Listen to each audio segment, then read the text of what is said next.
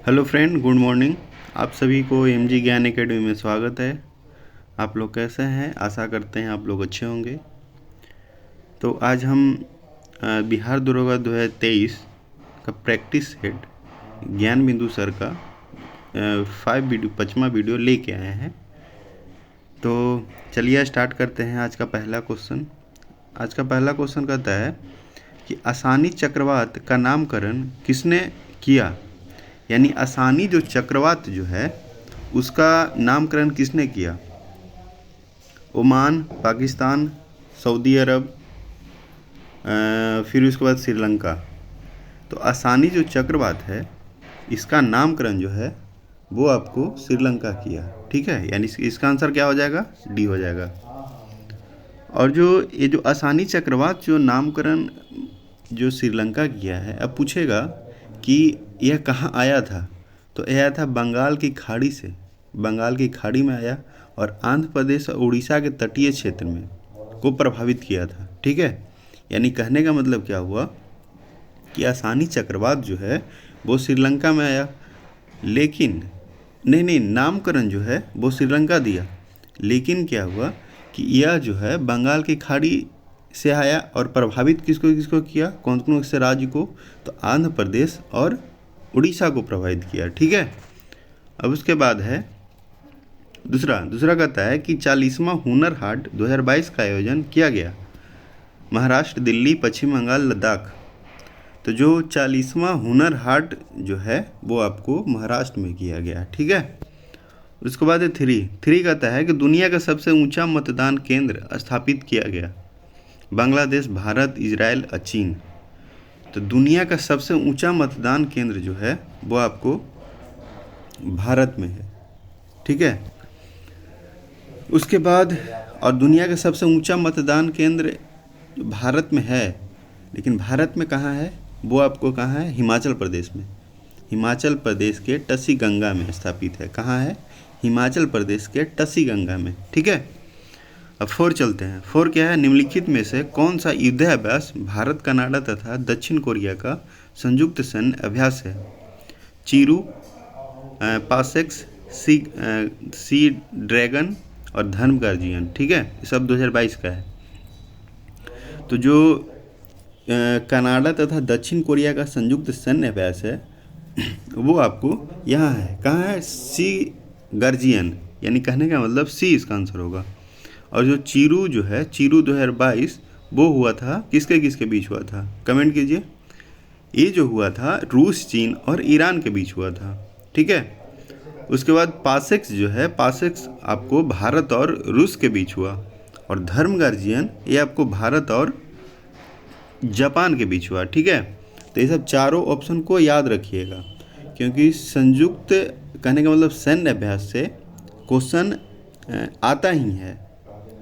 यानी बिहार दरोगा एग्ज़ाम में अभ्यास संयुक्त सैन्य अभ्यास से क्वेश्चन आता है। तो जितना भी अभ्यास जो है संयुक्त सैन्य अभ्यास वो सबको याद रखिएगा। ठीक है, अब इसके बाद 5 है। 5 क्या कहता है कि क्वाड शिखर सम्मेलन 2022 का आयोजन किस देश में किया जाएगा? भारत, अमेरिका, जापान और ऑस्ट्रेलिया। तो जो क्वाड शिखर सम्मेलन जो है वो आपको ऑस्ट्रेलिया में किया जाएगा। कौन सा है? ये 2023 का है, लेकिन 2022 वाला पूछेगा तो क्या बताइएगा? 2022 का जो है वो आपको जापान में किया गया था। कहाँ किया गया था? जापान में। ठीक है, उसके बाद 6 क्या कहता है कि आर्थिक स्वतंत्रता सूचकांक 2022 में प्रथम स्थान सिंगापुर को प्राप्त हुआ। इसमें भारत का स्थान क्या है?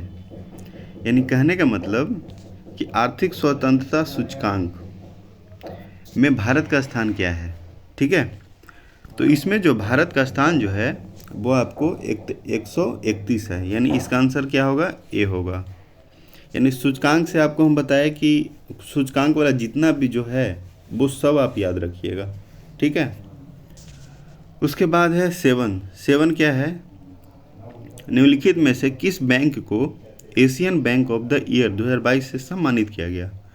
HDFC, ICI, Paytm payments bank या फिर एक्सिस बैंक। ठीक है, तो इसका आंसर क्या होगा? आपको इसका आंसर हो जाएगा डी, यानी कहने का मतलब एक्सिस बैंक। उसके बाद है 8। 8 क्या कहता है, हाल ही के दिनों में क्वांटम नेटवर्क में शामिल होने वाला पहला भारतीय संस्थान कौन बना? आईआईटी मद्रास, आईआईटी रोपड़, आईआईटी रुड़की, आईआईटी हैदराबाद। तो इसका आंसर क्या होगा? इसका आंसर हो जाएगा आपको आईआईटी मद्रास।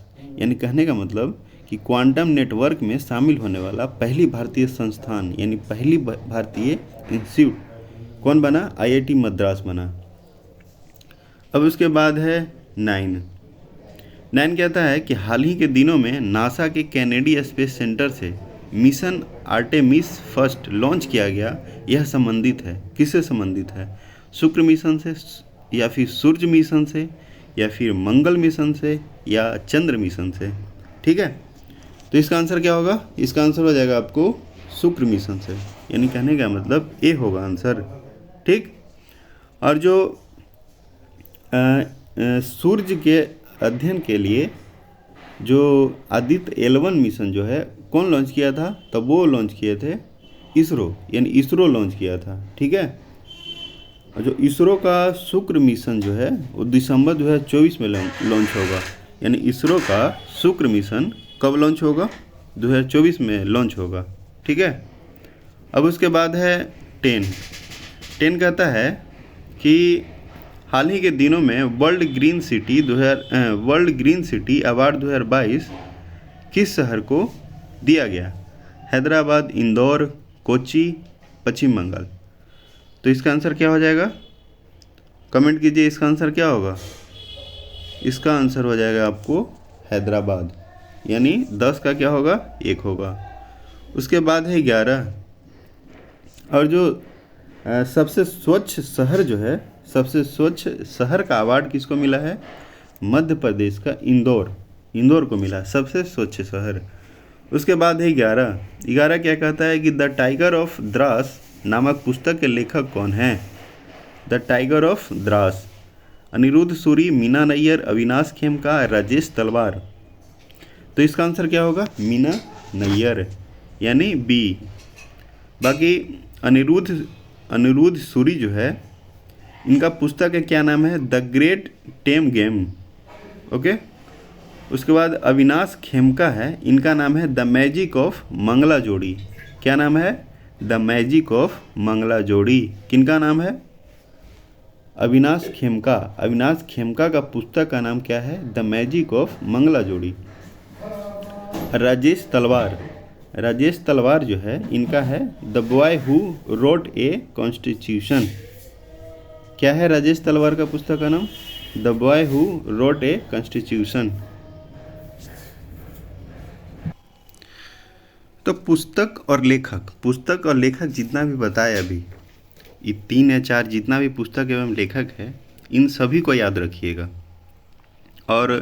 और भी है जो पुस्तक एवं लेखक है, उनका नाम भी आप याद रखिएगा, क्योंकि यहाँ से भी क्वेश्चन पूछा जाता है। ठीक है, अब उसके बाद है 12 क्या कहता है कि विश्व रेड क्रॉस दिवस किस तिथि को मनाया जाता है? विश्व रेड क्रॉस दिवस किस तिथि को मनाया जाता है? तो ऑप्शन क्या है? ऑप्शन है 3 मई, 7 मई, 8 मई, 31 मई। तो इसका आंसर क्या होगा? इसका आंसर हो जाएगा आपको 8 मई, यानी सी। क्या होगा आंसर? सी, यानी 8 मई। बाकी और जो है अंतर्राष्ट्रीय प्रेस स्वतंत्रता दिवस 13 मई को, और अस्थमा दिवस 7 मई। उसके बाद है अंतर्राष्ट्रीय नर्स दिवस 12 मई, विश्व तंबाकू निषेध दिवस 31 मई। तो ये सब जो है दिवस जो है, आप दिवस भी याद रखिएगा। दिवस जितना भी दिवस है वो सारा दिवस याद रखिएगा। उसके बाद है 13 क्या कहता है कि संयुक्त राष्ट्र संघ द्वारा संयुक्त राष्ट्र पारिस्थितिकी बहाली दिवस का अंतर्राष्ट्रीय दशक घोषित है। 2022 से 32, 2021 से 30, 2019 से 28, 2018 से 27। तो इसका आंसर क्या होगा? इसका आंसर हो जाएगा 2021 से 30, यानी बी आंसर होगा। उसके बाद है 14 कहता है हाल ही के दिनों में सालबुग आर्द्र भूमि संरक्षण रिजर्व को 75वां रामसर स्थल घोषित किया गया? यह किस राज्य में है? तमिलनाडु, महाराष्ट्र, उड़ीसा और जम्मू कश्मीर। तो इसका आंसर क्या हो जाएगा? यानी सालबुग आर्द्र भूमि संरक्षण जो है ये आपको जम्मू कश्मीर में है। ठीक है। उसके बाद है 15 कहता है कि ध्यानचंद पुरस्कार में कितनी राशि प्रदान किया जाता है? 25 लाख, 15 लाख, 10 लाख या फिर 20 लाख। तो ध्यानचंद पुरस्कार में वो आपको 10 लाख पुरस्कार दिया जाता है। ठीक है। उसके बाद है ध्यानचंद पुरस्कार हुआ 10 लाख। ठीक। उसके बाद इसमें और भी है, जैसे मेजर ध्यानचंद खेल रत्न पुरस्कार, इसमें 25 लाख दिया जाता है। उसके बाद है अर्जुन पुरस्कार, अर्जुन पुरस्कार में 15 लाख। उसके बाद है ध्यानचंद तो बता ही दिए 10 लाख। उसके बाद है द्रोणाचार्य पुरस्कार, द्रोणाचार्य में आपको 15 लाख दिया जाता है। द्रोणाचार्य का मतलब लाइफ टाइम श्रेणी बोला जाता है किसको? द्रोणाचार्य पुरस्कार को। ठीक है। तो द्रोणाचार्य पुरस्कार में कितना मिलता है? 15 लाख रुपया। उसके बाद है 16 कहता है कि ट्रांजिस्टर में NPN अर्धचालक आपस में जुड़े होते हैं। किस चीज़ में जुड़े होते हैं? श्रेणी क्रम, उसके बाद है समानांतर क्रम, उसके बाद है श्रेणी क्रम तथा समानांतर क्रम। ठीक है। उसके बाद है इनमें से कोई नहीं। तो ट्रांजिस्टर में NPN जो अर्धचालक है वो आपको श्रेणी क्रम में जुड़ा रहता है। किस में जुड़ा रहता है? श्रेणी क्रम में जुड़ा रहता है। और जो ट्रांजिस्टर का आविष्कार पूछेगा कि ट्रांजिस्टर का आविष्कार किसने किया, तो जो अमेरिका के वैज्ञानिक जॉन बर्डिन, कौन थे? John Bardeen. ठीक है। अब उसके बाद है 17 क्या कहता है? 17 कहता है कि परमाणु रिएक्टर में थोरियम का प्रयोग किया जाता है। किस चीज़ में मतलब प्रयोग किया जाता है? किस में किया जाता है? मंदक के रूप में, नियंत्रक छड़ के रूप में, ईंधन के रूप में, या फिर इनमें से कोई नहीं। तो परमाणु रिएक्टर में थोरियम का उपयोग जो है वो आपको ईंधन के रूप में किया जाता है। यानी इसका आंसर क्या होगा? C हो जाएगा। ठीक है। उसके बाद 18 कहता है कि चुंबकीय बल रेखाओं के संदर्भ में कौन सा विकल्प असत्य है, यानी कौन सा विकल्प गलत है? पहला, चुंबकीय बल रेखाएं सदैव चुंबक उत्तरी ध्रुव से निकलती है। फिर है 2 बल रेखाएं एक दूसरे को समकोण पर काटती है। फिर है चुंबकीय क्षेत्र जहां प्रबल होता है वहां बल रेखाएं पास पास होती है, यानी नज़दीक नज़दीक होता है। या फिर सभी कथन सत्य हैं। तो इसका आंसर क्या होगा? इसका आंसर हो जाएगा आपको 2 बल रेखाएं एक दूसरे को समकोण पर काटती है, यानी आंसर हो जाएगा क्या? B आंसर हो जाएगा इसका। ठीक है। तो 18 का क्या था? 18 का आंसर क्या हो जाएगा? आपको B हो जाएगा। ठीक है।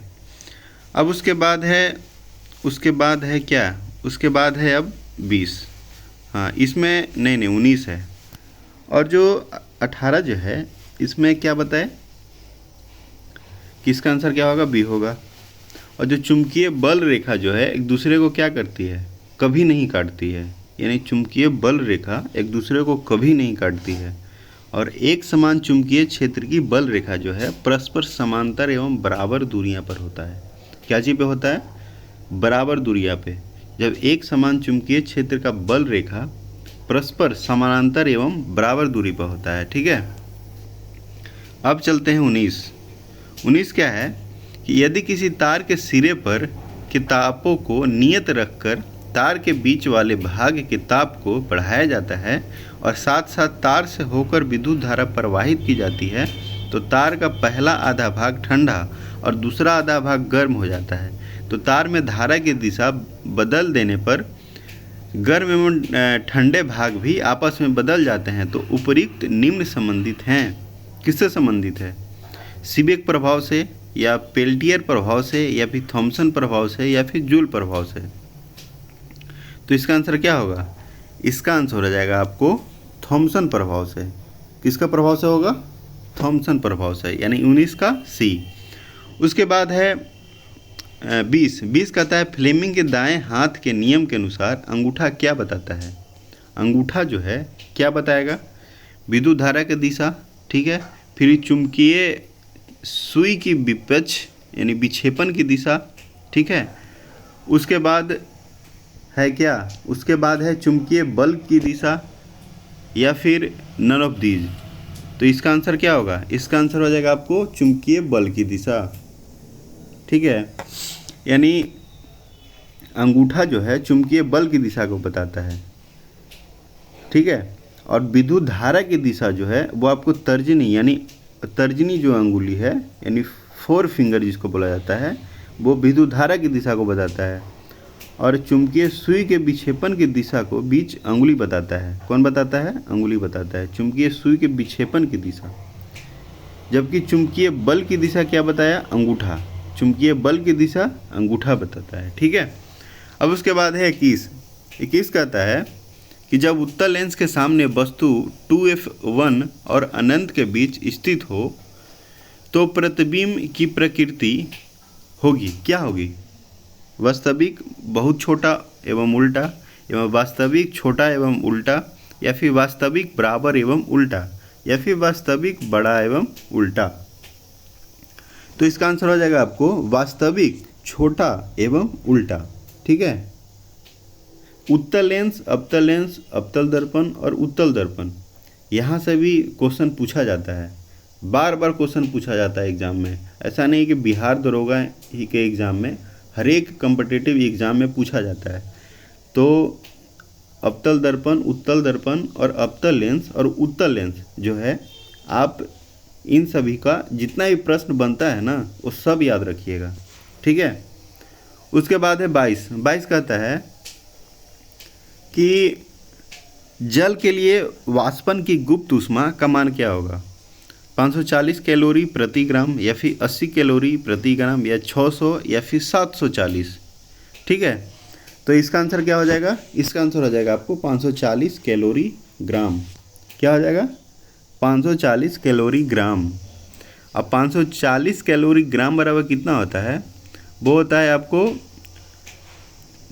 226640 जूल प्रति किलोग्राम। यानी कहने का मतलब क्या हुआ, 540 कैलोरी ग्राम बराबर होता है 22640, ठीक है, जूल प्रति किलोग्राम होता है। और बर्फ़ की गलन की गुप्त ऊष्मा का मान क्या होता है, 80 कैलोरी प्रति ग्राम। यानी कहने का मतलब कि बर्फ़ का जो गलने का जो गुप्त ऊष्मा का मान है वो आपको क्या होगा, 80 कैलोरी ग्राम होगा। उसके बाद है 23 कहता है कि एक ट्रैक्टर से उत्पन्न ध्वनि की तीव्रता होती है 30 से 40 डेसिबल, 50 से 60 डेसिबल, या 100 डेसिबल, या 90 से 100 डेसिबल। तो ट्रैक्टर से उत्पन्न ध्वनि की तीव्रता जो है आपको ये हो जाएगा 90 से 100 डेसिबल। और जो साधारण जो बातचीत करते हैं, साधारण बातचीत से उत्पन्न ध्वनि की तीव्रता जो है वो आपको 30 से 4 डेसिबल होता है। और 50 से 60 डेसिबल किसका होता है, जोर से बातचीत से उत्पन्न ध्वनि की तीव्रता। यानी अगर हम जोर से बातचीत करेंगे तो उसका ध्वनि की तीव्रता कितना होगा, 50 से 60 डेसिबल होगा।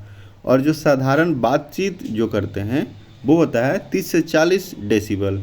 और ऑर्केस्ट्रा से उत्पन्न ध्वनि की तीव्रता वो आपको 100 डेसिबल होता है। कितना होता है, 100 डेसिबल होता है। और ट्रैक्टर से कितना होता है, 90 से 100 डेसिबल। उसके बाद है 24 कहता है कि चंद्रमा पर प्लायन वेग, यानी चंद्रमा पर जो प्लायन वेग है का मान क्या होगा, 11.2 किलोमीटर पर सेकेंड, या फिर 3.38 किलोमीटर पर सेकेंड, या फिर 2.38 किलोमीटर पर सेकेंड, या 3.48 किलोमीटर पर सेकेंड। तो जो चंद्रमा का जो प्लायन वेग है वो जो है 2.38, यानी कहने का मतलब 2.38 किलोमीटर प्रति सेकेंड। यानी चंद्रमा पर प्लायन वेग हो गया 2.38 किलोमीटर पर सेकेंड। और जो पृथ्वी का प्लायन वेग है वो आपको है 11.2 किलोमीटर पर सेकेंड, ठीक है। अब उसके बाद क्या है, उसके बाद है 25 क्या है, 25 कहता है कि न्यूटन सेकेंड मात्रक है, किसका मात्रक है, ज्योति फ्लक्स, पराध्वनि गति का, उसके बाद है गुरुत्वीय त्वरण का, या फिर संवेग का। तो जो न्यूटन सेकंड जो है वो आपको गुरुत्वीय त्वरण किसका है, गुरुत्वीय त्वरण, यानी कहने का मतलब इसका आंसर क्या होगा, सी होगा, गुरुत्वीय त्वरण का है। और जो ज्योति फ्लक्स जो है, ज्योति फ्लक्स का जो मात्रक है वो ल्यूमेन है, ठीक है, नहीं सॉरी, न्यूटन सेकंड मात्रक जो है वो आपको संवेग का है, यानी इसका आंसर डी होगा, ना कि सी होगा। इसका आंसर क्या होगा, डी होगा, यानी संवेग। और उसके बाद ज्योति फ्लक्स जो है, ज्योति फ्लक्स का मात्रक क्या होगा, ल्यूमेन होगा। और पराध्वनि गति का मात्रक जो है वो मैक होगा। और गुरुत्वीय त्वरण का मात्रक वो है मीटर प्रति सेकंड स्क्वायर, यानी गुरुत्वीय त्वरण का क्या है, मीटर प्रति सेकंड स्क्वायर है। उसके बाद है 26 कहता है कि इलेक्ट्रॉन का कक्षक की जानकारी हमें किस प्रकार की क्वांटम संख्या से मिलती है। चुंबकीय क्वांटम संख्या, द्विगंशीय क्वांटम संख्या, चक्रण क्वांटम संख्या या फिर मुख्य क्वांटम संख्या। तो जो इलेक्ट्रॉन का कक्षा की जानकारी हमें वो आपको चुंबकीय क्वांटम संख्या से मिलती है, यानी इसका आंसर क्या हो जाएगा, 26 का ए हो जाएगा। और जो द्विगंशीय क्वांटम संख्या जो है वो इलेक्ट्रॉन का उपकोष की जानकारी से द्विगंशीय क्वांटम संख्या से मिलती है। और जो चक्रण क्वांटम संख्या है, चक्रण क्वांटम संख्या, ये इलेक्ट्रॉन का चक्रण की जानकारी पर आता है। क्या बताता है, इलेक्ट्रॉन का चक्रण, इलेक्ट्रॉन का क्या बताता है, चक्रण क्वांटम संख्या से प्राप्त होते हैं, ठीक है। उसके बाद है मुख्य क्वांटम संख्या। मुख्य क्वांटम संख्या जो है इलेक्ट्रॉन की ऊर्जा स्तर की जानकारी देता है, यानी इलेक्ट्रॉन की ऊर्जा स्तर की जानकारी किसे प्राप्त होता है, मुख्य क्वांटम संख्या से प्राप्त होता है। उसके बाद है 27 कहता है कि निम्नलिखित में से कौन सा हाइड्रा अम्ल के उदाहरण नहीं है, नाइट्रिक अम्ल, हाइड्रोक्लोरिक अम्ल, हाइड्रोसायनिक अम्ल या फिर नन ऑफ दीज। तो इसका आंसर क्या हो जाएगा, इसका आंसर हो जाएगा आपको ए, यानी कहने का मतलब नाइट्रिक अम्ल। उसके बाद है 28 कहता है निम्नलिखित में कौन सा यौगिक चिली साल्टपीटर है, sodium thiosulphate, sodium nitrate, sodium chloride या फिर सोडियम सल्फेट।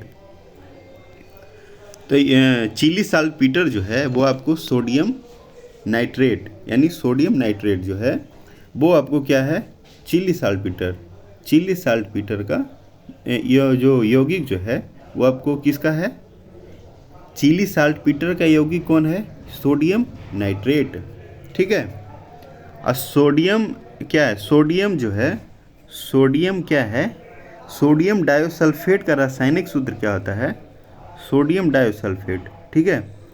उसका होता है Na2H2O3 5H2O, जिसे हाइपो के नाम से भी जाना जाता है। किससे नाम जाना जाता है, हाइपो के नाम से जाना जाता है। यानी सोडियम थायोसल्फेट इसका क्या है, इसका सूत्र क्या बताए, Na2H2O3 5H2O, जिसको हाइपो के नाम से भी जाना जाता है। उसके बाद है सोडियम क्लोराइड। तो सोडियम क्लोराइड को साधारण नमक कहा जाता है। सोडियम क्लोराइड को क्या कहा जाता है, साधारण नमक, जैसे NaCl, इसका सूत्र होता है। फिर उसके बाद सोडियम सल्फेट को ग्लोबल साल्ट कहा जाता है। क्या कहा जाता है, क्या होता है, ग्लोबल साल्ट कहा जाता है, ठीक है।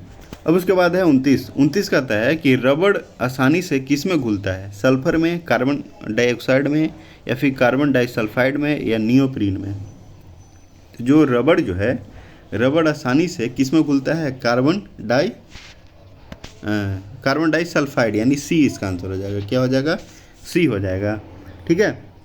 और जो रबड़ को कठोर बनाने के लिए इसमें सल्फर तथा मुलायम बनाने के लिए कार्बन मिलाया जाता है। कहने का मतलब कि रबड़ को अगर कठोर बनाना है तो उसमें सल्फर मिलाएंगे और मुलायम बनाना है तो उसमें कार्बन मिलाएंगे, ठीक है।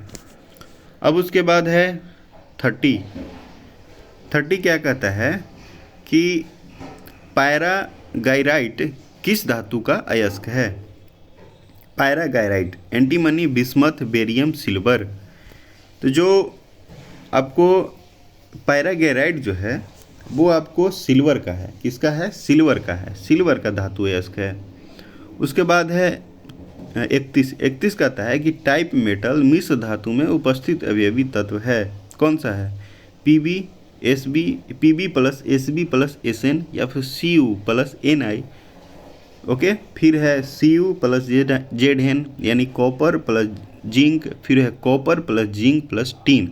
ठीक है, तो इसका आंसर क्या हो जाएगा? इसका आंसर हो जाएगा आपको ए यानी PB plus SB plus SN, यानी क्या हो जाएगा इसका आंसर? इसका आंसर हो जाएगा ए।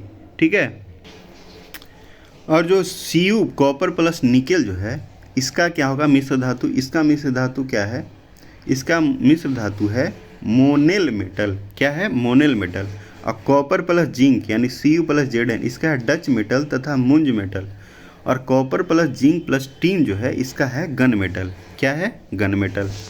उसके बाद है 32 कहता है कि निम्नलिखित में से कौन सा धातु अम्लगम नहीं बनाता है? कौन नहीं बनाता है अम्लगम? तो इसका क्या होगा?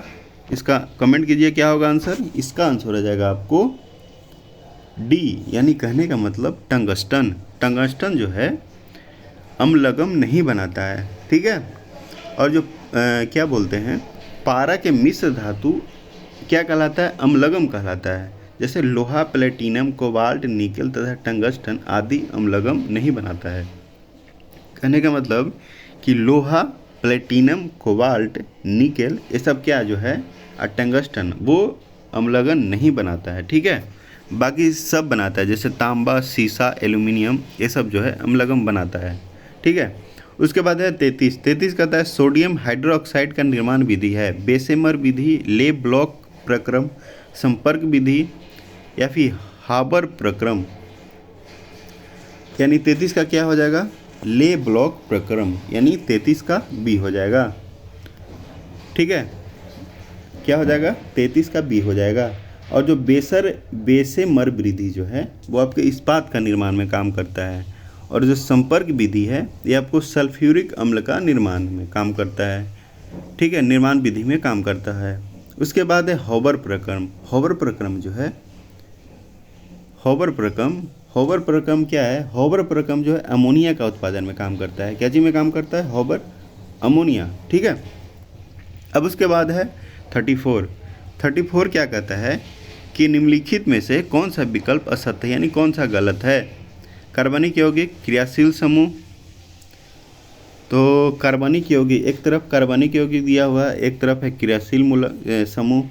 फिर एस्टर का सिंगल बॉन्ड COR, फिर है एमीन का सिंगल बॉन्ड NH2, फिर है नाइट्रो सिंगल बॉन्ड CN या फिर एल्काइल यानी सिंगल बॉन्ड R।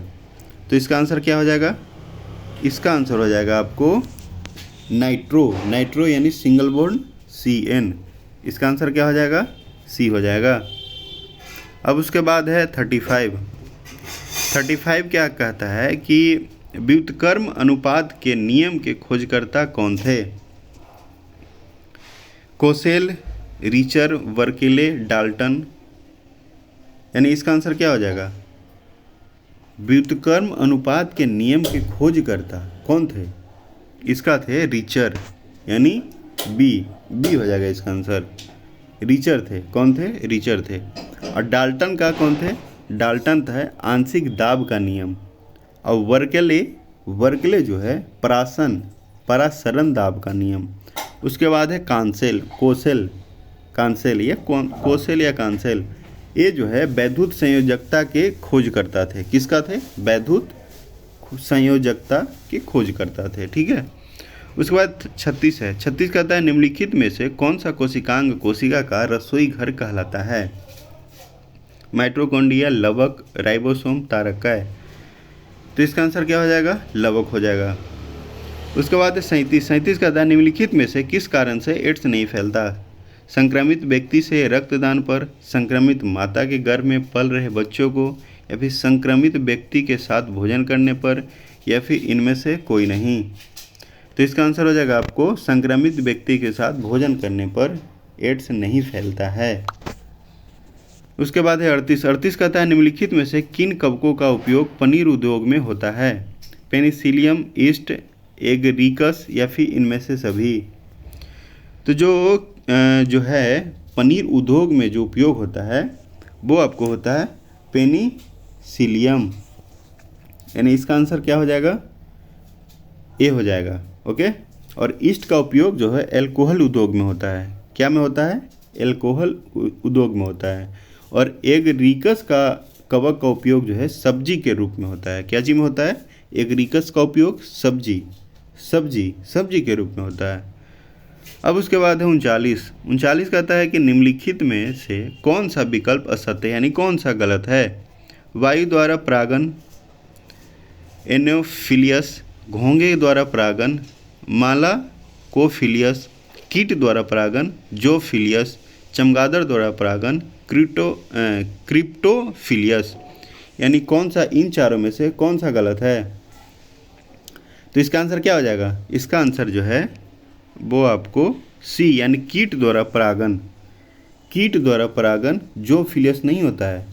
कीट द्वारा परागन को इंटोमोफिलियस कहते हैं, यानी क्या कहते हैं, इंटोमोफिलियस, ना कि जोफिलियस। ठीक है, तो इसका आंसर हो जाएगा सी। उसके बाद है 40 कहता है उत्तक विज्ञान यानी हिस्टोलॉजी उत्तक विज्ञान। ठीक है, यानी उत्तक के अध्ययन के क्या बोलते हैं, हिस्टोलॉजी बोलते हैं। यानी उत्तक विज्ञान नामक शाखा के संस्थापक निम्नलिखित में से कौन सा वैज्ञानिक हैं। ठीक है, बिस्टल, मायर, यूरेनॉल या मार्सेलो मेलपीजी। तो इसका आंसर हो जाएगा आपको सी यानी मार्सेलो मेलपीजी। उसके बाद है 41 कहता है कि पौधे में होने वाले बाष्पोत्सर्जन की दर किस यंत्र द्वारा मापा जाता है। गैनोंग श्वसन मापी, गैनोंग पोटोमीटर, कैस्कोग्राफ या इनमें से सभी। तो जो पौधे में होने वाले बाष्पोत्सर्जन जो है वो गैनोंग पेटोमीटर से मापा जाता है। क्या चीज़ से मापा जाता है, गैनोंग पोटोमीटर से मापा जाता है। उसके बाद है 42 कहता है समुद्री खीरा किस संघ के जीव हैं। मोलस्का, कार्डेटा, एकाइनोडर्मेटा या फिर आर्थ्रोपोडा। तो समुद्री खीरा जो है वो आपको एकाइनोडर्मेटा, यानी कहने का मतलब सी आंसर हो जाएगा। अब उसके बाद है 43 कहता है कि निम्नलिखित में से किस रुधिर वर्ग में एंटीबॉडी अनुपस्थित होता है। हाँ, किस में होता है, ए बी ओ ए या बी, ए बी ओ ए या बी, यानी चारों में से कौन सा आंसर होगा। इसका आंसर हो जाएगा आपको ए, यानी कहने का मतलब ए बी। और रुधिर वर्ग ओ जो है इसमें कोई भी एंटीजन नहीं होता है, यानी ओ में कोई भी एंटीजन नहीं होता है। ठीक है, उसके बाद है 44 कहता है मिक्सडीमा नामक रोग किस हार्मोन की कमी से होता है। Parathyroid hormone, calcitonin hormone, adrenaline hormone या थायरोक्सिन हार्मोन। तो इसका आंसर क्या हो जाएगा, इसका हो जाएगा आपको डी, यानी 44 का डी यानी थायरोक्सिन हार्मोन। फिर उसके बाद है 45 कहता है जंतु विज्ञान के अंतर्गत जीवाश्म विज्ञान के जनक हैं। H.J. Muller, Leonardo da Vinci, Bateson, Karl E von Baer. यानी 45 का क्या हो जाएगा आपको, लियोनार्डो द विंची।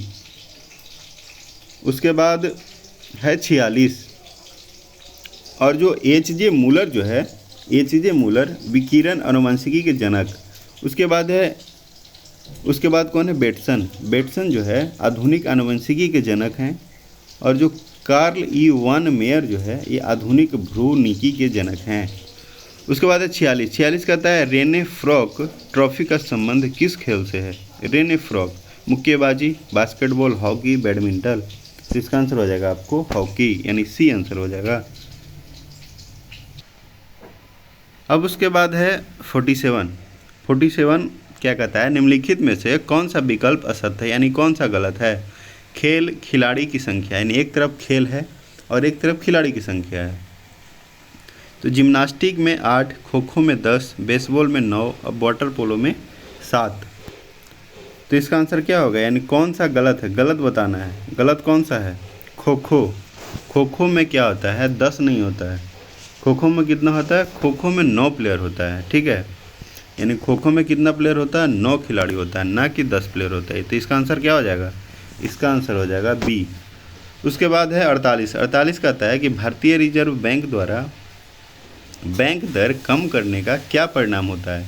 बाजार की तरलता बढ़ जाती है, मौद्रिक तरलता में कमी आती है। ठीक है, उसके बाद क्या है, उसके बाद है बाजार की तरलता में कमी आती है या फिर मौद्रिक तरलता में वृद्धि आती है। तो इसका आंसर क्या हो जाएगा, इसका आंसर हो जाएगा आपको 48 का ए हो जाएगा। यानी कहने का मतलब बाजार की तरलता में क्या होता है, बढ़ जाता है। बाजार की तरलता क्या होता है, बाजार की तरलता बढ़ जाती है, यानी ए आंसर हो जाएगा। अब आइए 49 क्या कहता है कि जीएसटी परिषद का अध्यक्ष होता है, यानी जीएसटी जो है गुड एंड सर्विस टैक्स, इसका परिषद कौन होता है। तो जो इसका परिषद जो है वो आपको जैसे ऑप्शन क्या है, आरबीआई के गवर्नर या फिर गृह मंत्री या राज्य मंत्री या फिर केंद्रीय वित्त मंत्री। तो इसका जो है आंसर हो जाएगा आपको केंद्रीय वित्त मंत्री यानी फाइनेंस मिनिस्टर। तो अभी जो वित्त मंत्री कौन है, अभी वित्त मंत्री जो है निर्मला सीतारमण जी हैं। ठीक है, और गृह मंत्री कौन है, राजनाथ सिंह हैं। ठीक है, और जो आरबीआई का गवर्नर जो है, आरबीआई का गवर्नर अभी कौन है, आरबीआई का गवर्नर जो है अभी कौन है, शक्तिकांत दास हैं। कौन है, शक्तिकांत दास। उसके बाद है 50 क्या कहता है कि प्रभावी राजस्व घाटा किसके द्वारा प्रस्तुत किया जाता है। यानी प्रभावी राजस्व घाटा किसके द्वारा प्रभावित किया जाता है, महान्यायवादी, नियंत्रक एवं महालेखा परीक्षक या फिर लोक लेखा समिति द्वारा या लोक उपक्रम समिति द्वारा। यानी 50 का क्या हो जाएगा आपको, 50 का हो जाएगा सी, यानी कहने का मतलब लोक लेखा समिति द्वारा। उसके बाद है 51 क्या कहता है कि सिंधु सभ्यता के संदर्भ में निम्नलिखित कथनों पर विचार कीजिए। पहला क्या है, यहाँ प्रवर्तन के अनुकूल इसका अद्भुत नगर नियोजन तथा जल निकास प्रणाली था। फिर दूसरा है, यहाँ के लोगों को युद्ध प्रिय नहीं था। फिर है, सैंधववासी पूर्ण जन्म में विश्वास नहीं करते थे। फिर है, यहाँ जनतंत्रात्मक शासन व्यवस्था प्रचलित था। यानी क्या होगा इसका आंसर, इसका आंसर हो जाएगा आपको ए, यानी कहना 1, 2 और 4, यानी 1, 2 और 4, 1, 2 और क्या होगा 4 हो जाएगा इसका आंसर। यानी 1, 2, 4 किस में है, ए में है। उसके बाद है 52 कहता है बौद्ध संघ के प्रथम विभाजन हुआ था। यानी बौद्ध जो संघ जो है उसका प्रथम विभाजन कब हुआ था, प्रथम बौद्ध संगीति के दौरान या फिर द्वितीय या फिर तृतीय या फिर चतुर्थ। तो बौद्ध संघ जो प्रथम विभाजन जो है वो आपको हुआ था द्वितीय बौद्ध संगीति के दौरान। और जो द्वितीय बौद्ध संगीति कहाँ हुआ था, ये हुआ था वैशाली में हुआ था। और पहला जो है, पहला प्रथम बौद्ध संगीति ये हुआ था राजगीर में।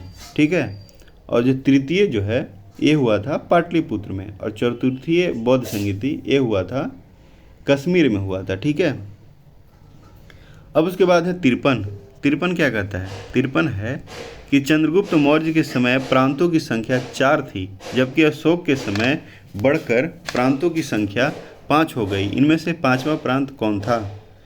यानी 53 कहता है, 53 क्या है कि चंद्रगुप्त मौर्य के समय प्रांतों की संख्या 4 थी और जबकि अशोक के समय बढ़कर प्रांतों की संख्या 5 हो गई। तो 5वां प्रांत कौन होगा, 5वां प्रांत कौन होगा। जैसे पूर्वी प्रांत है, फिर उसके बाद है अवंती है, उसके बाद है कधार है, उसके बाद है कलिंग है। तो क्या होगा इसका आंसर, इसका आंसर हो जाएगा आपको कलिंग। क्या होगा, कलिंग। यानी इसका आंसर हो जाएगा आपको डी, कलिंग हो जाएगा आंसर। उसके बाद है 54 कहता है कि निम्नलिखित में से कौन सा मंदिर गुप्तकालीन नहीं था। मोढेरा का सूर्य मंदिर गुजरात, विष्णु मंदिर तिगवा मध्य प्रदेश, पार्वती मंदिर नैना कुठार मध्य प्रदेश या फिर दशावतार मंदिर उत्तर प्रदेश। तो इसका क्या हो जाएगा, इसका गुप्तकालीन जो नहीं है वो आपको है मोढेरा का सूर्य मंदिर यानी गुजरात, बाकी सब जो है गुप्तकालीन मंदिर है। उसके बाद है 55 कहता है निम्न में से कौन सा विकल्प सत्य है, यानी कौन सा सही है। कथा सरित सागर क्षेमेंद्र, नीति सागर कामंद, रामचरित्र तुलसीदास, हर्षचरित हर्षवर्धन।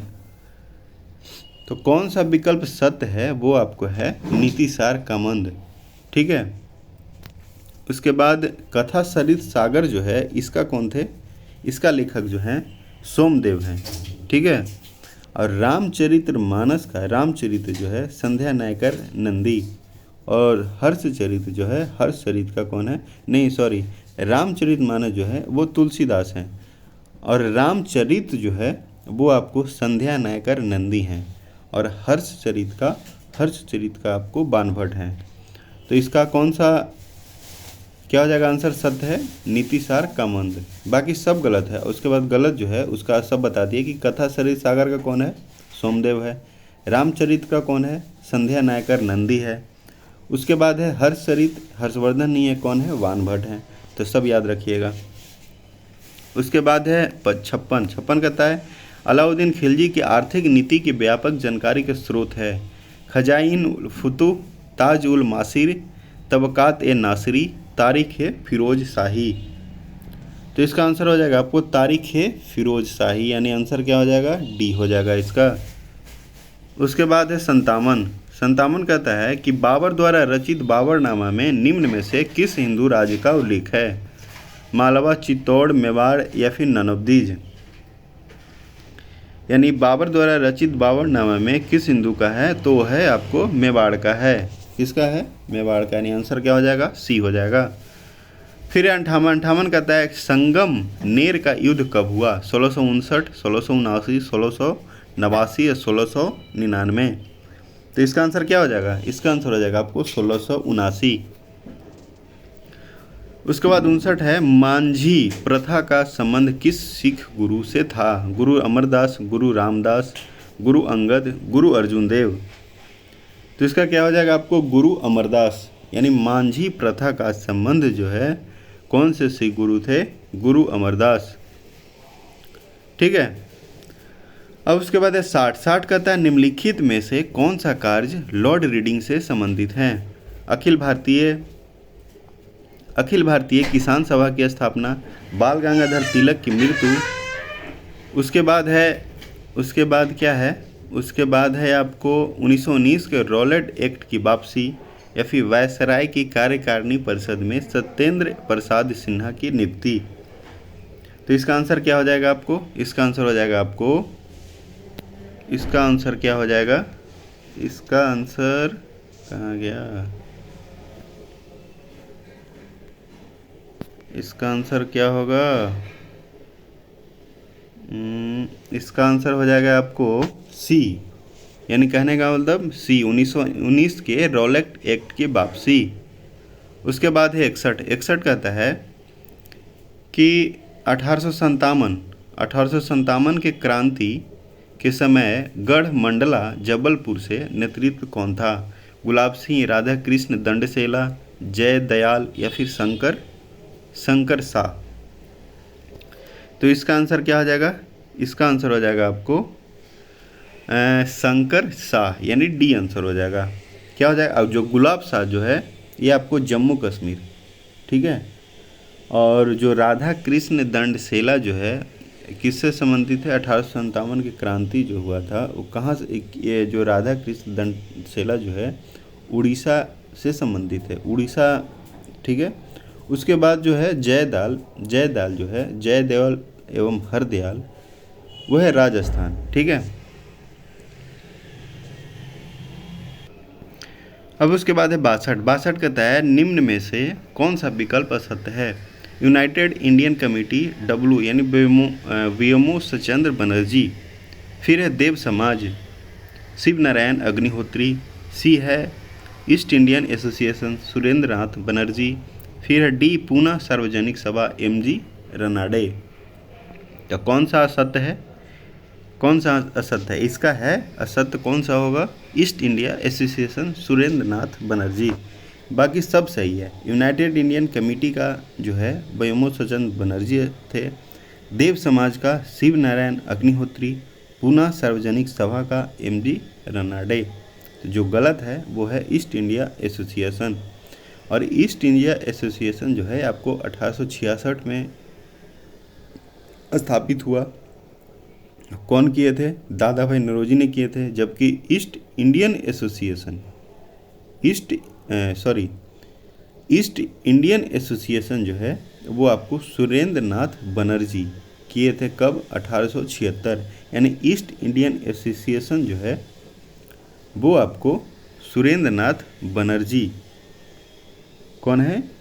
सुरेंद्र नाथ बनर्जी, ठीक है। उसके बाद है 63 क्या है कि बंगाली समाचार पत्र के संस्थापक कौन थे? द्वारका नाथ टैगोर, ठीक है। फिर है गिरीश चंद्र घोष, बंकिम चंद्र चटर्जी, जुगल किशोर शुक्ल। यानी 63 का क्या हो जाएगा आपको? बी, यानी गिरीश चंद्र घोष। कौन हो जाएगा? गिरीश चंद्र घोष। उसके बाद है 64 कहता है गांधी दास पैक्ट संपन्न हुआ नवंबर 1924, सितंबर 1932, मार्च 1924 या नवंबर 1932। तो जो गांधी दास पैक्ट जो है वो आपको नवंबर 1924 में हुआ।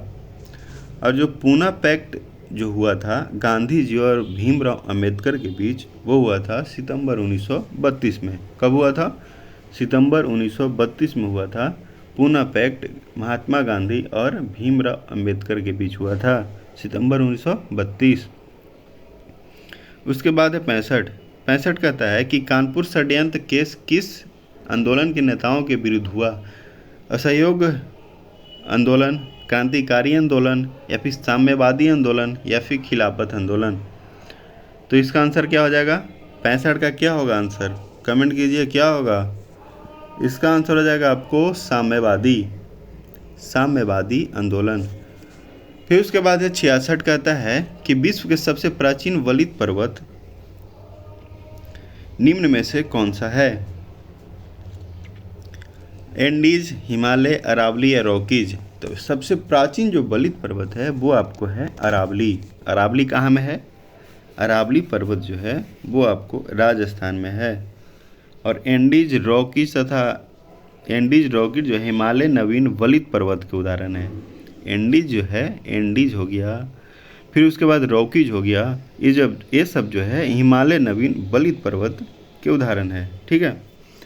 उसके बाद है 67 कहता है लैंड ऑफ द्वीप अवस्थित है अंडमान निकोबार, लक्षद्वीप, मालदीव या पाक यानी पाक की खाड़ी। तो लैंड ऑफ द्वीप जो है अंडमान निकोबार में स्थित है।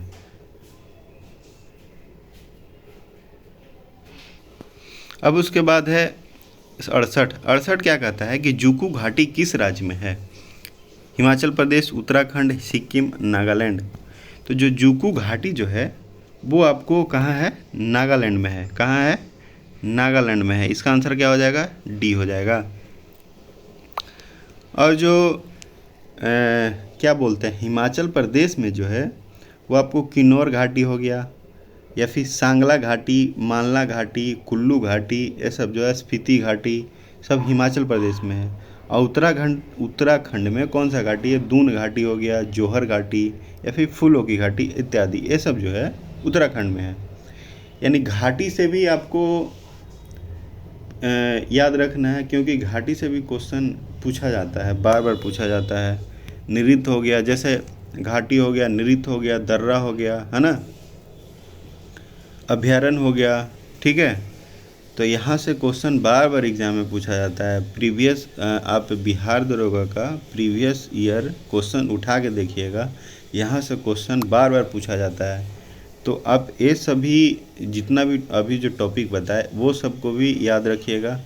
और मैं इस चैनल पे मैं करवाऊँगा आगे जो भी इम्पोर्टेंट जो बिहार दरोगा के लिए है, बिहार दरोगा के लिए जो भी इम्पोर्टेंट रहेगा ना सब मैं करवाऊँगा, ठीक है। उसके बाद है 69 कहता है निम्नलिखित में से कौन सा एक पूर्ववर्ती नदी का उदाहरण नहीं है? सिंधु, सोन, सतलज, ब्रह्मपुत्र। यानी पूर्ववर्ती नदी का उदाहरण नहीं है, वो है आपको सोन। कौन सा है? सोन नहीं है। उसके बाद है 70 कहता है मृदा स्वास्थ्य कार्ड योजना का प्रारंभ हुआ तमिलनाडु, मध्य प्रदेश, राजस्थान, महाराष्ट्र। तो ये कहाँ हुआ, कहाँ प्रारंभ हुआ था? यानी इसका जो है प्रारंभ जो हुआ वो आपको हुआ था, कहाँ हुआ था? राजस्थान, यानी सी इसका आंसर हो जाएगा। 71 कहता है निम्नलिखित में से कौन सा उष्णकटिबंधीय सदाबहार वनस्पति का उदाहरण नहीं है? सिनकोना, साल, महोगनी, बांस, है ना। तो 71 का क्या होगा? 71 का हो जाएगा आपको साल। साल जो है उष्णकटिबंधीय वनस्पति का उदाहरण नहीं है। बाकी जो है सिनकोना, महोगनी, बांस ये उष्णकटिबंधीय सदाबहार वनस्पति का उदाहरण है। ओके। और जो साल हो गया, जैसे सागवान, शीशम, चंदन, आंवला, ये सब जो है उष्णकटिबंधीय आर्द्र पर्णपाती वनस्पति है। कौन सा है? आर्द्र पर्णपाती वनस्पति है। उसके बाद है 72। 72 कहता है त्वरित सिंचाई लाभ कार्यक्रम की शुरुआत कब से हुई? 1974 से 75, फिर 2001, 96 से 97 या 2003। यानी इसका आंसर क्या हो जाएगा आपको? सी, यानी 1996 से 97। उसके बाद है 73। 73 कहता है कि सत्य विकल्प को चुने। सबगिरी परियोजना, कक्की नदी, श्री सैलम परियोजना, गोदावरी नदी, रानी लक्ष्मीबाई बांध परियोजना, बेतवा नदी, या किसाऊ परियोजना, टोंस नदी। तो इसका आंसर क्या हो जाएगा? श्री सैलम परियोजना, गोदावरी। असत्य को चुनना है ना, तो श्री सैलम परियोजना गोदावरी नदी नहीं होगा। श्री सैलम परियोजना जो है वो आपको कृष्णा नदी, कहाँ है? कृष्णा, यानी इसका आंसर क्या हो जाएगा? गोदावरी नहीं होगा, कृष्णा हो जाएगा। क्या होगा? कृष्णा हो जाएगा। ओके, कृष्णा। उसके बाद है 74। 74 कहता है कि ट्रिटिकेल निम्न में से किन दो के बीच एक संकर यानी क्रॉस है? जौ एवं राई, गेहूँ एवं जई, गेहूँ एवं तीसी, या गेहूँ एवं राई, है ना। तो इसका आंसर क्या हो जाएगा? इसका आंसर हो जाएगा आपको गेहूँ एवं राई। अब उसके बाद है 75 है। 75 क्या कहता है कि नोआमुडी लॉयस्क क्षेत्र किस राज्य में है? उड़ीसा, झारखंड, छत्तीसगढ़, राजस्थान। तो इसका आंसर क्या हो जाएगा? इसका आंसर हो जाएगा आपको नोआमुडी जो है वो आपको झारखंड में है। फिर है कमलांग बाघ अभयारण्य अवस्थित है नागालैंड, मणिपुर, अरुणाचल प्रदेश, असम। तो ये जो है कमलांग बाघ अभयारण्य जो है वो आपको अरुणाचल प्रदेश में है। उसके बाद है 77 कहता है कि लानोस घास स्थल किस देश में है? वेनेजुएला, ब्राज़ील, पूर्वी अफ्रीका, या इनमें से कोई नहीं। जो 77 का जो है वो आपको लानोस जो है वेनेजुएला में है। बाकी घास स्थल यानी जो मरुस्थल, जैसे मरुस्थल हो गया, घास स्थल हो गया, यानी कहने का मतलब कि घास स्थल से भी क्वेश्चन पूछा जाता है। यानी कौन सा घास प्रजाति, घास का भी प्रजाति होता है कि ये कौन सा घास कहाँ पाया जाता है, इस तरह का क्वेश्चन भी ना पूछा जाता है। ठीक है, जैसे कि आपको और बता देते हैं, जैसे सवाना हो गया, सवाना, कंपोस, लानोस, ये सब जो है उष्णकटिबंधीय घास स्थल है। कौन सा है? उष्णकटिबंधीय। फिर है सवाना, पूर्वी अफ्रीका में पाया जाता है। कहाँ पाया जाता है? पूर्वी अफ्रीका में। तथा कंपोस जो है वो ब्राज़ील में पाया जाता है।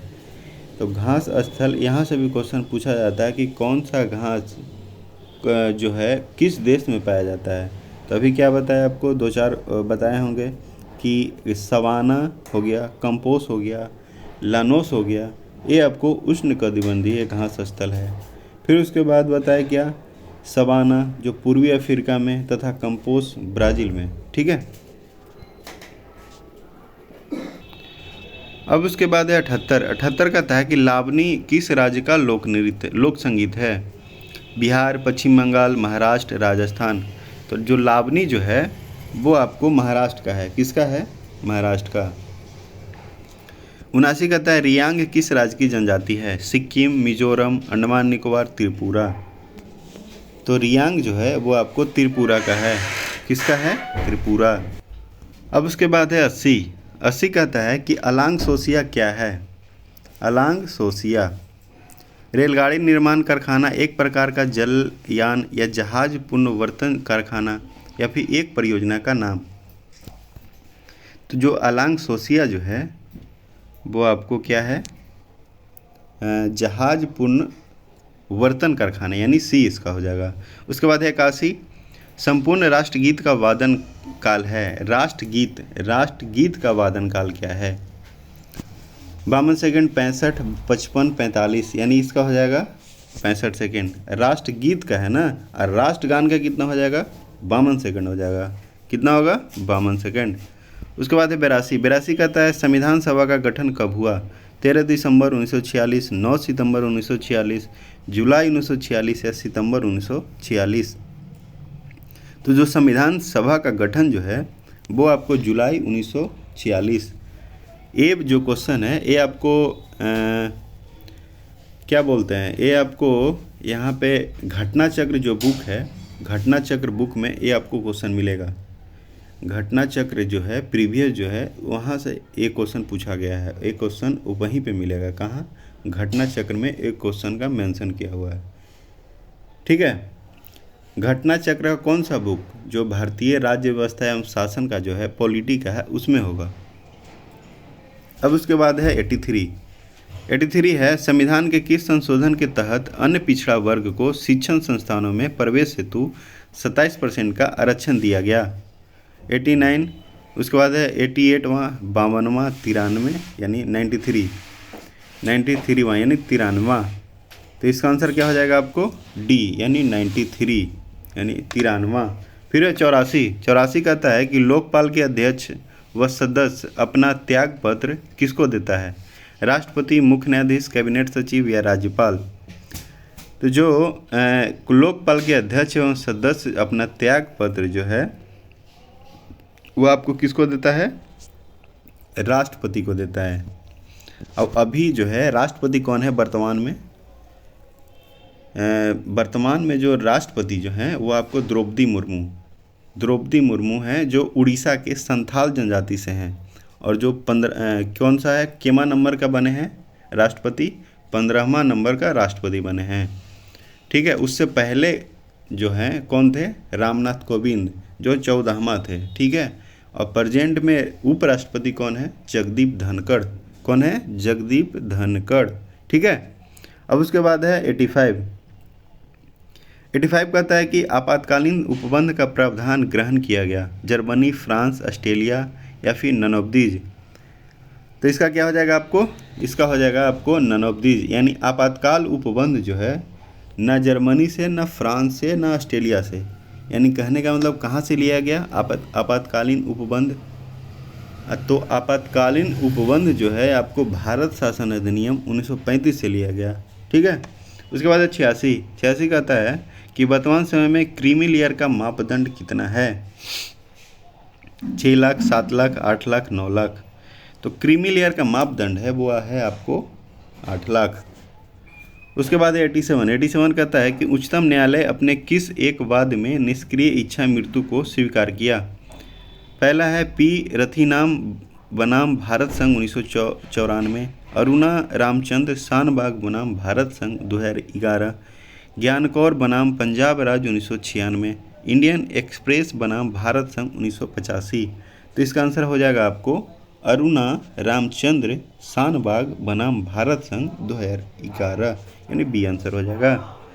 उसके बाद है 88 कहता है कि नीति निर्देशक तत्वों का राज्य प्राधिकारियों के लिए शैक्षिक महत्व है। उपर्युक्त विचार विद्वान का है? B.R. अम्बेडकर यानी भीमराव अम्बेडकर, ग्रेनविल ऑस्टिन या फिर केटी शाह या फिर B.N. राव। तो इसका आंसर क्या हो जाएगा? इसका आंसर हो जाएगा, आप कमेंट कीजिए क्या होगा इसका आंसर। यानी 88 का आंसर क्या हो जाएगा? 88 का आंसर क्या होगा?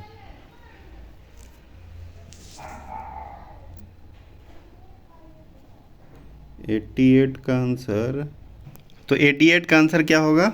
88 का आंसर हो जाएगा आपको डी यानी B.N. राव। क्या होगा आंसर? B.N. राव यानी डी आंसर हो जाएगा।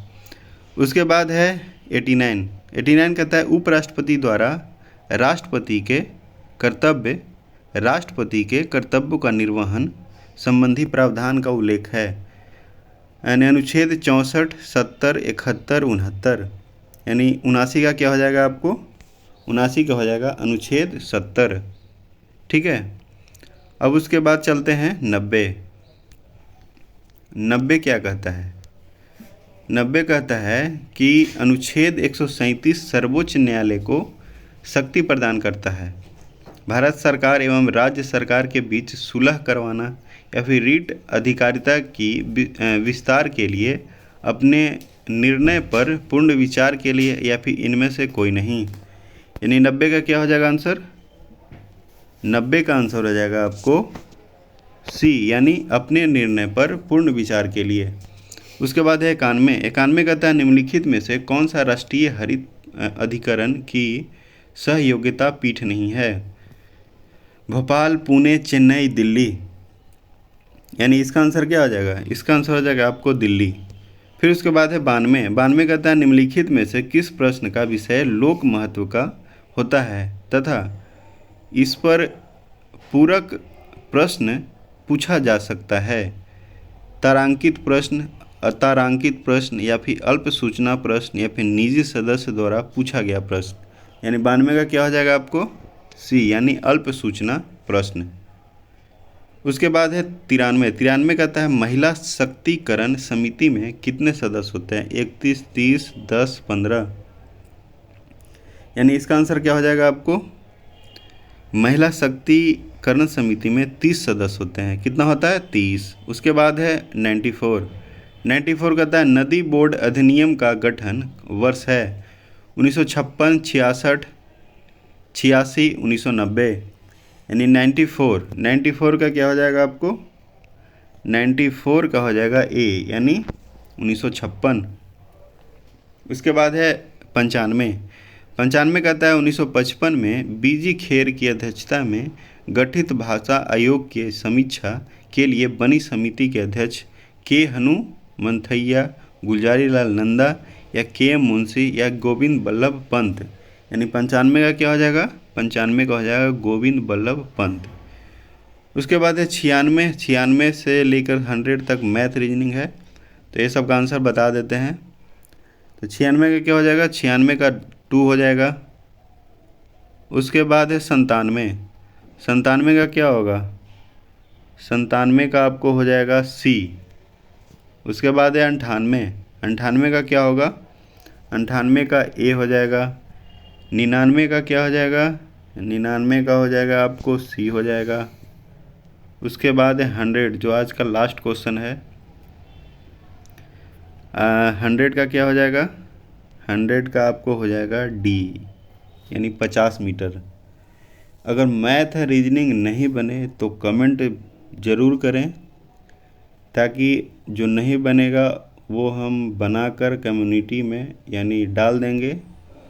ठीक है, तो और जो भी इस चैनल को पहली बार देख रहे हैं, चैनल को सब्सक्राइब और शेयर ज़रूर करें और बेल आइकन को भी दबा दें, ताकि जब भी हम बिहार दरोगा से रिलेटेड जो भी क्वेश्चन या फिर प्रैक्टिस सेट या फिर इम्पोर्टेंट क्वेश्चन डालें तो आपके पास वो नोटिफिकेशन चला जाए।